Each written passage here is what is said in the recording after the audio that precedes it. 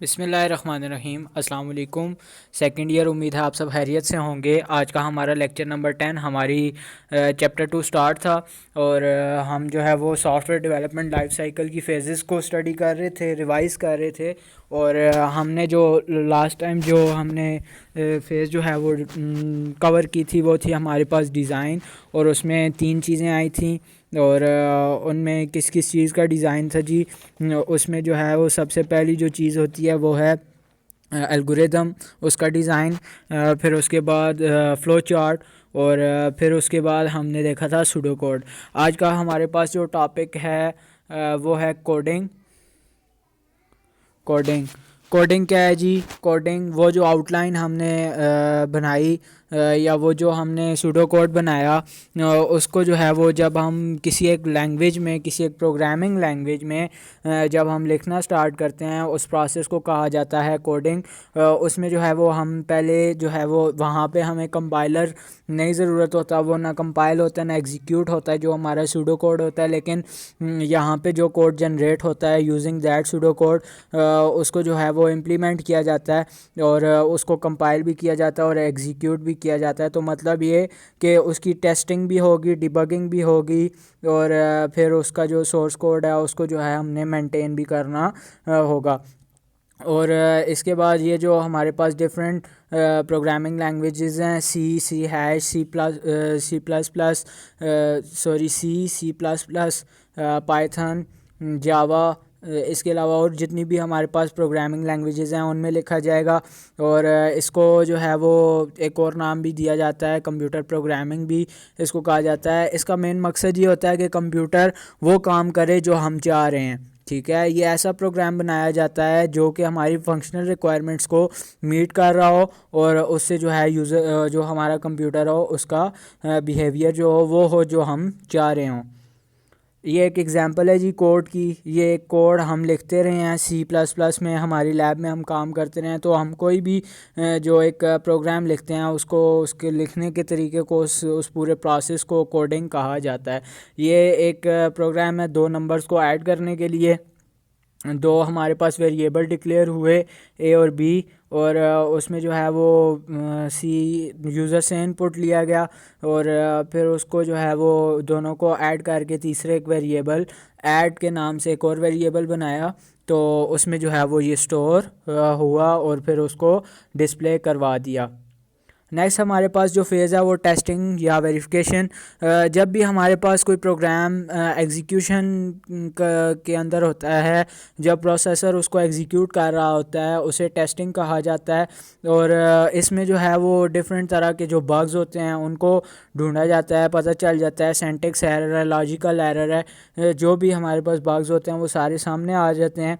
और जो हमारे पास एग्जीक्यूशन जब हो चुकी होती है तो उसके बाद ये देखा जाता है क्या जो हम चाह रहे हैं, जो हमारी रिक्वायरमेंट हैं, जो रिज़ल्ट हमें रिक्वायर हैं, क्या उस पर ये पूरा उतर है या नहीं। अगर नहीं तो फिर तो हम जो है वो इसमें डिफरेंट और चेंजेस करते हैं, और अगर हो ओके हो तो उसको जो है हम फिर फर्दर जो है उसका नेक्स्ट इंटरफेस जो है वो तैयार करते हैं। और इसमें जो है वो ये जो हमारा ऑपरेट ये जो हमारा प्रोग्राम होता है, जब इसको जो है वो प्रोसेस करवाया जाता है तो ये कंट्रोल कंडीशन में प्रोसेस हो रहा होता है। मतलब कोई ऐसी चीज़ लाइक सी की अब कंट्रोल कंडीशन क्या होगी कि सी प्लस प्लस की क्या होगी कि जो हमारे पास सेमी कॉलन या जो हमारे पास स्टेटमेंट टर्मिनेटर है वो हर लाइन में आना चाहिए।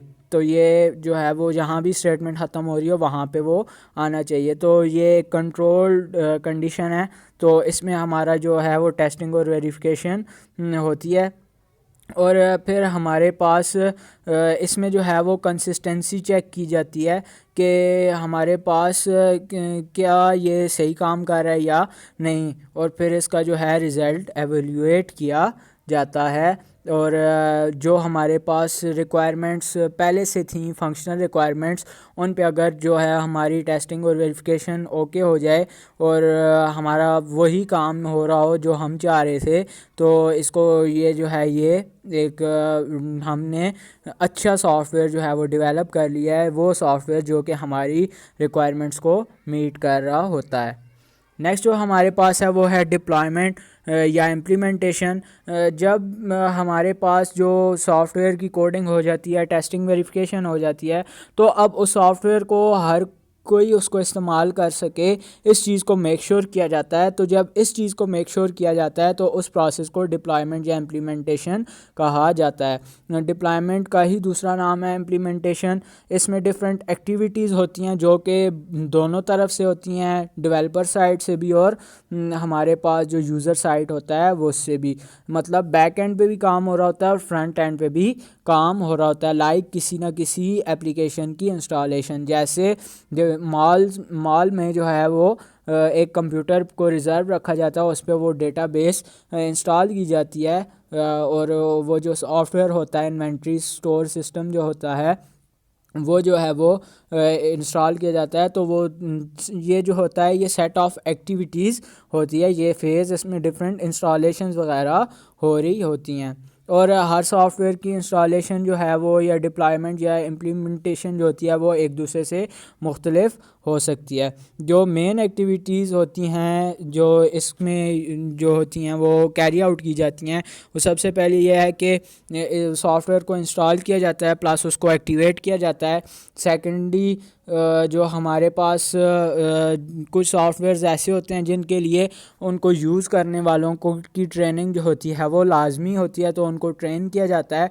और तीसरी जो चीज़ होती है वो पुराने जो हमारा ओल्ड सिस्टम होगा जिसको न्यू ने रिप्लेस किया है, तो उस पे कन्वर्जन, ये एक मेन जो है वो पॉइंट होता है। सारा डेटा पिछला उठा के नए सॉफ्टवेयर में डालना होता है और उसको कन्वर्ट करना होता है। जो last but not least maintenance या सपोर्ट जैसे कहा जाता है, ये एक ऐसी फेज़ होती है जो कि सालों तक चलती रहती है, कि इसमें हमारे पास नए नए वर्जन्स आते रहते हैं। लाइक ऑफिस 97, 99, 2000, 2003, 2007, 2000, फिर 10, इसी तरह फिर 2013, 16, 19, 365, ये सारे के सारे वर्जन्स। अब ये जो है ये जितने जितने इन पे काम होता रहा है तो वो मेंटेनेंस या सपोर्ट की वजह से ही होता रहा है। तो बाज़ दफ़ा ऐसा होता है कि हमारे पास वो एक सॉफ्टवेयर जो होता है वो दोबारा से जो है वो हमारे पास प्लानिंग फ़ेज़ और वहाँ से होके दोबारा से फिर ये सारी चीज़ रिपीट होती है। बाज़ दफ़ा जो है वो इसको मॉडिफिकेशन या फिर हम कहें कि कोई एरर आ गया तो उसकी सपोर्ट हम करते हैं कि हम जो है वो आपको ये ठीक करके देंगे, और उसके बिहाफ पे जो सॉफ्टवेयर हाउस होता है वो अपने कुछ ना कुछ चार्जेस रखता है। और जो हमारे पास अगर ये ना हो तो हमारा सॉफ्टवेयर डेवलपमेंट लाइफ साइकिल जो है वो अधूरा है। वो क्यों अधूरा है कि अगर एक सिस्टम बना के दे दिया, अब उनको यूज़ करने वालों को तो नहीं पता कि इसमें कौन सी लॉजिक्स लगी हैं, क्या है और क्या नहीं, लेकिन जो डेवलपर है उसको तो पता है, तो उसका उस टीम के साथ जुड़ा होना लाजमी है। तो ये भी कह सकते हैं कि ये एक रिलेशन होता है बिटवीन ऑनर एंड डेवलपर।